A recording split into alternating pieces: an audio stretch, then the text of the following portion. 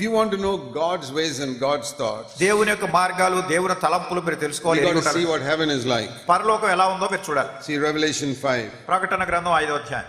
In heaven they sing this song. పరలోకంలో వాళ్ళు పాట పాడుతున్నారు. Revelation 5:9. ప్రకటన గ్రంథం 5వ అధ్యాయం 8వ వచనం. Thou art worthy to take the book and to open the seals, for you purchased us for God with your blood from every tribe and tongue and nation. 5:9. ప్రకటన గ్రంథం 5వ అధ్యాయం 9వ వచనంలో, ఆ పెద్దలు ఈ గ్రంథమును తీసుకుని దాని ముద్రలను విప్పుటకు యోగ్యుడవు, నీవు వధింపబడిన వాడవై నీ రక్తం ఇచ్చి ప్రతి వంశములో ఆయా భాషలు మాట్లాడే వారిలో ప్రతి ప్రజలో ప్రతి జనములో దేవుని కొరకు మనుషులను కొని మా దేవునికి రాజ్యం యాజకులు చేసేది కనుక భూలోకమందు క్రొత్త పాట పాడుదురు. Verse 11. Thousands and thousands were saying in verse 12, worthy is the lamb that was slain to receive power and riches. అక్కడ 11వ వచనంలో 12వ వచనంలో వధింపబడిన గొర్రె పిల్ల శక్తి ఐశ్వర్యం జ్ఞానం బలములను వేల కొలది ప్రజలు నిరంతరమైన స్తోత్రం చేస్తున్నారు. And listen to this, verse 13. Every created thing in heaven, on the earth, under the earth, they were all saying, to him who sits on the throne and the lamb be all honor and glory forever. 13వ వచనంలో పరలోకమందును భూలోకమందును భూమి క్రిందను సముద్రంలో ఉన్న ప్రతి సృష్టము వాటిలో ఉన్న సర్వము సింహాసనాసీనుడైన వానికి గొర్రెపిల్లకు స్తోత్రము ఘనత మహిమ ప్రభావములు యుగయుగములని చెప్తున్నారు. And every picture in Revelation of heaven is like that. మరి ఈ ప్రకటన గ్రంథంలో పరలోకాన్ని గురించినటువంటి పాఠం ప్రతిదీ ఇలాగే ఉంది. They're always praising Jesus. వారు ఎల్లప్పుడూ యేసును స్తుతిస్తున్నారు. They're not worried about Peter and Paul and Abraham and Moses and all. వాళ్ళు పేతురు గురించి పౌలు గురించి అబ్రహాం గురించి మోషే గురించి వాళ్ళ గురించి ఏం చింతలేదు. Their whole focus is on Jesus alone. వాళ్ళ యొక్క గమనము అంతా కూడా యేసుక్రీస్తు ప్రభువారి మీదే ఉంది. And we can become like that, start becoming like that now. ఇప్పుడే మనం ఆ రీతిగా ఆరంభం కావచ్చు అటువంటి మనసు గమనం కలిగి.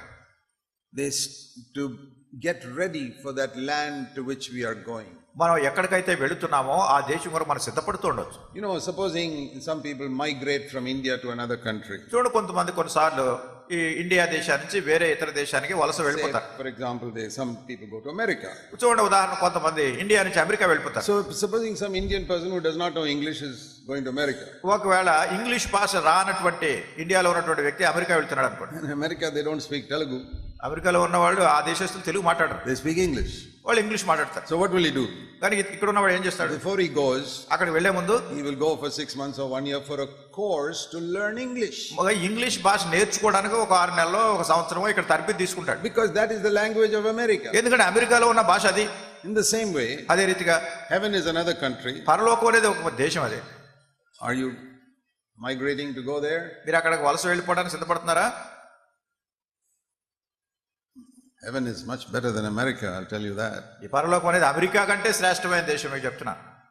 I'm planning to go there. నేను అక్కడికి వెళ్ళాలని ఏర్పాట్లు చేసుకున్నాను. I've already got my visa to go there. ఇప్పటికే అక్కడ వెళ్ళడానికి వీసా వచ్చేసింది నాకు.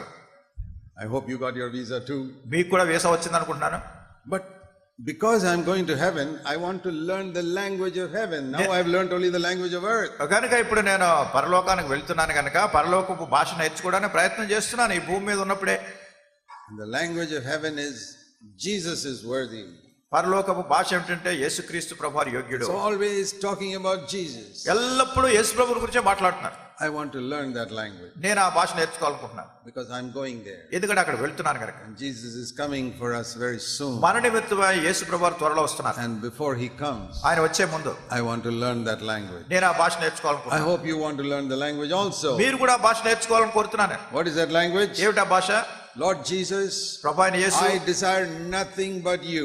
నీవు తప్ప నాకు ఇంకా ఏం అక్కర్లేదు. On earth or in heaven. ఈ భూమి మీద గానీ పరలోకంలో గానీ. My love is for you. నా ప్రేమ అంతా నీ నిమిత్తమే. Not my property and my job and my family. నా ఆస్తిపాస్తులు కాదు, నా ఉద్యోగం కాదు, నా కుటుంబం కాదు, ఇవేం కాదు. That is only for a short time on this earth. అది ఏదో భూమి మీద కొన్ని రోజులు ఉంటుంది అంతే. Family, job, house, all these things. ఈ కుటుంబము, మన ఉద్యోగము, మన ఆస్తిపాస్తులు ఇవన్నీ కొంతకాలం. But for millions and millions of years I'm going to be with you. అయితే కోట్లాది సంవత్సరాలు నీతోనే నేను జీవిస్తాను. So Lord Jesus, you're the desire of my heart. ప్రభువైన యేసు, నా హృదయంలో ఉన్న నా కోరిక అంతా నీ కోసమే. I'm very thankful that you've given me these other things on this earth. ఈ భూమి మీద ఉన్నప్పుడు ఇంకా కొన్ని సంగతులు నాకు ఇచ్చావు, నీకు వందనాలు చెల్లిస్తున్నాను. But my heart will not be taken up with these things. అయితే వీటిలో నా హృదయము వీటిలో నిమగ్నమై లేదు. I love you more than anything else. వీటన్నిటికంటే నిన్నే నేను అధికంగా ప్రేమిస్తున్నాను. And none of these things will become first in my heart. వీటిలో ఉన్నది ఏది కూడా నా హృదయంలో ప్రథమ స్థానాన్ని పొందలేవు. The Bible says we have to love Jesus with all our heart. Bible చెప్తుంది మన పూర్ణ హృదయంతో ప్రభువుని That ప్రేమించాలి. is the first commandment. అది మొదటి ఆజ్ఞ.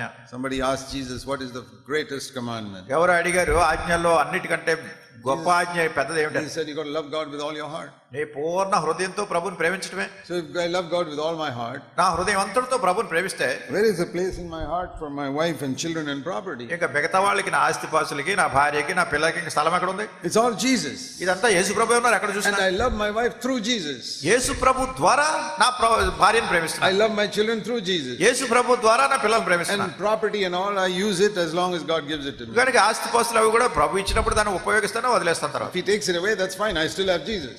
ఆయన తీసివేసినా కానీ నాకు యేసు ప్రభు ఉన్నాడు, నాకు అంతే చాలు. I'll tell you something. ఇంకా చెప్తాను మీకు. One day if you lose everything, ఒక దినాన్ని మీరు సర్వం కోల్పోయినా కూడా, your job, your property and your children, మీ ఉద్యోగం పోయింది, మీ ఆస్తి పోయింది, పిల్లలు పోయారు, you have only Jesus, యేసు ప్రభు వారే ఉన్నారు. you will discover in that day that Jesus is enough. ఆ రోజు మీరు కనుకుంటారు యేసు ప్రభు వారే నాకు చాలిన వాడు అని. చాలు ఇంకా. If you have discovered that today, ఈ దినాన్ని మీరు అది కనుకుంటే, then you can really worship the Lord not only with your lips but from your heart. అప్పుడు నిజంగా మీరు ప్రభుని ఆరాధించవచ్చు, మీ పెదవులతో కాదు, మీ హృదయంతో. So let's do that. కనుక ఇప్పుడు అది చేద్దాము.